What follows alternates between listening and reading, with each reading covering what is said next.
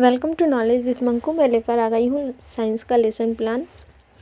इसके जो others topics की वीडियो बनाई हूँ उनका लिंक जो है डिस्क्रिप्शन में दे दूँगी, वॉच कर लीजिएगा। और अगर चैनल पर आ गए हैं तो चैनल को सब्सक्राइब जरूर कर लीजिएगा। बीएड बीटीसी वालों के लिए ज़रूर हेल्पफुल है। शुरू करते हैं आज का टॉपिक।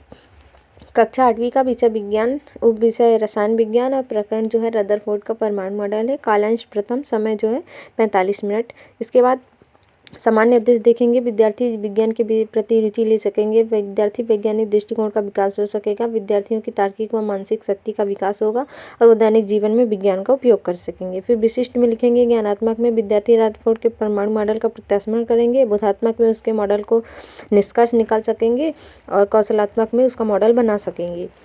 सहायक सामग्री चौक, डस्टर, लपेट से हम पर चार्ट आदि। शिक्षण विधि, व्याख्यान विधि, प्रश्नोत्तरी विधि और पूर्व ज्ञान जो है विद्यार्थी रदरफोर्ड के परमाणु मॉडल के बारे में सामान्य जानकारी रखते हैं। इसके बाद प्रस्तावना प्रश्न बनाएंगे। एक तरफ छात्राध्यापिका का कॉलम होगा, दूसरी तरफ छात्र अनुक्रिया। टीचर पूछेंगी वे वस्तुएं जो स्थान घेरती हैं जिसका द्रव्यमान होता है क्या कहलाते हैं। बच्चे बताएंगे पदार्थ। फिर पदार्थ का सूक्ष्म अविभाज्य कण कौन सा होता है तो बच्चे बताएंगे परमाणु। फिर परमाणु के मध्य भाग में क्या स्थित होता है तो बच्चे बताएंगे नाभिक। फिर रदरफोर्ड ने कौन सा मॉडल दिया था तो बच्चे जो है मौन हो जाएंगे। और यहीं से उद्देश्य कथन उत्पन्न हो जाएगा कि बच्चों आज हम सब रदरफोर्ड के परमाणु मॉडल के बारे में विस्तारपूर्वक अध्ययन करेंगे, यानी रदरफोर्ड के परमाणु मॉडल की संरचना का अध्ययन करेंगे। उसके बाद पाठ प्रस्तुतिकरण शिक्षण बिंदु में लिख देंगे रदरफोर्ड का परमाणु मॉडल। विकासात्मक प्रश्न होंगे। रदरफोर्ड ने किस परमाणु की खोज की, किसकी खोज की तो बच्चे बताएंगे नाभिक की। फिर रदरफोर्ड ने कौन सा मॉडल दिया तो बच्चे जो है मौन हो जाएंगे। विधि जो है यहाँ पे प्रश्नोत्तरी हो जाएगी। स्पष्टीकरण। परमाणु में नाभिक की खोज सर्वप्रथम रदरफोर्ड वैज्ञानिक द्वारा की गई थी। इसके लिए नोबेल पुरस्कार मिला था। रदरफोर्ड यह जानने के लिए इच्छुक थे कि इलेक्ट्रॉन परमाणु में किस प्रकार व्यवस्थित रहते हैं। इसके लिए उन्होंने एक प्रयोग किया जिसके अल्फा कणों का प्रकीर्णन प्रयोग भी कहते हैं। प्रयोग में उन्होंने सोने की बहुत पतली परत ली और उस पर अल्फा कणों में द्विआवेशित का प्रयोग किया। अल्फा प्रकीर्णन प्रयोग से विभिन्न कोणों पर मार्ग में विचलित हो गए, कुछ बिना विचलित हुए सीधे निकल गए। रदरफोर्ड ने आश्चर्यजनक रूप से यह भी पाया कि 12,000 कणों में एक ऐसा था जो वापस लौट गया और यह उतना ही आश्चर्यजनक था कि टिश्यू पेपर से भारी तौप के गोले का लगातार टकराकर लौट जाना। इसके बाद बोधात्मक प्रश्न। रदरफोर्ड के प्रयोग के लिए कौन से कणों की बौछार हुई तो बताएंगे बच्चे अल्फा कणों की।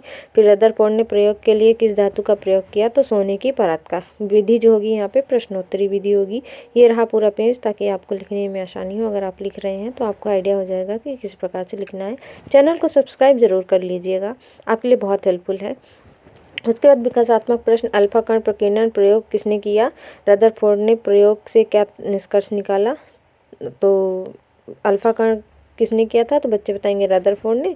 फिर निष्कर्ष क्या निकाला तो बच्चे जो है मौन हो जाएंगे। इसके बाद शिक्षण बिंदु में लिखेंगे रदरफोर्ड के मॉडल का निष्कर्ष और स्पष्टीकरण। रदरफोर्ड ने परमाणु पर प्रयोग करने के बाद निष्कर्ष निकाला कि परमाणु अधिकांश खाली भाग होता है क्योंकि ये कण सीधे निकल जाते हैं, अर्थात परमाणु को रिक्त स्थानों में से अल्फा कण आसानी से गुजर जाते हैं। बहुत कम कण ही अपने मार्ग से विचलित होते हैं, जिससे यह ज्ञात किया कि परमाणु में धनावेशित भाग कम होता है और बहुत कम कणों में से एक कण वापस लौट आया। रदरफोर्ड के चारों ओर इलेक्ट्रॉन चक्कर लगाते हैं।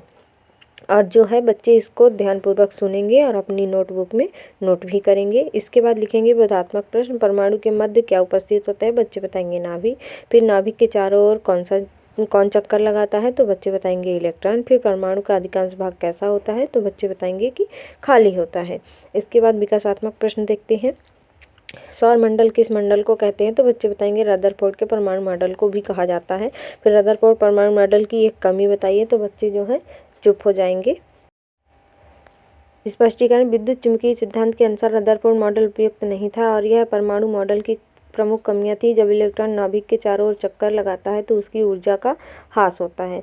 और विधि जो होगी यहाँ पे व्याख्यान होगी। इसके बाद मूल्यांकन यानी पुनरावृत्ति प्रश्न कर देंगे। रदरफोर्ड ने कौन से कणों की बौछार करवाई थी अपने प्रयोग में, बीटा कणों की, अल्फा कणों की या गामा कणों की तो बता देंगे बच्चे कि अल्फा कणों की। फिर परमाणु का स्पेक्ट्रम कैसे होता है। फिर निरीक्षण काल में छात्राध्यापिका जो है क्लास में घूमकर बच्चों का निरीक्षण करेंगी कि बच्चे क्या कर रहे हैं। इसके बाद होमवर्क में लिख देंगे यानी गृह कार्य रदरफोर्ड के अल्फा कणों का प्रकीर्णन प्रयोग के बारे में विस्तारपूर्वक बताइए और परमाणु के नाभिक में क्या क्या पाए जाते हैं। आप 2 क्वेश्चन भी लिख सकते हैं। इसी के साथ वीडियो खत्म करती हूँ। मिलते हैं नए टॉपिक के साथ।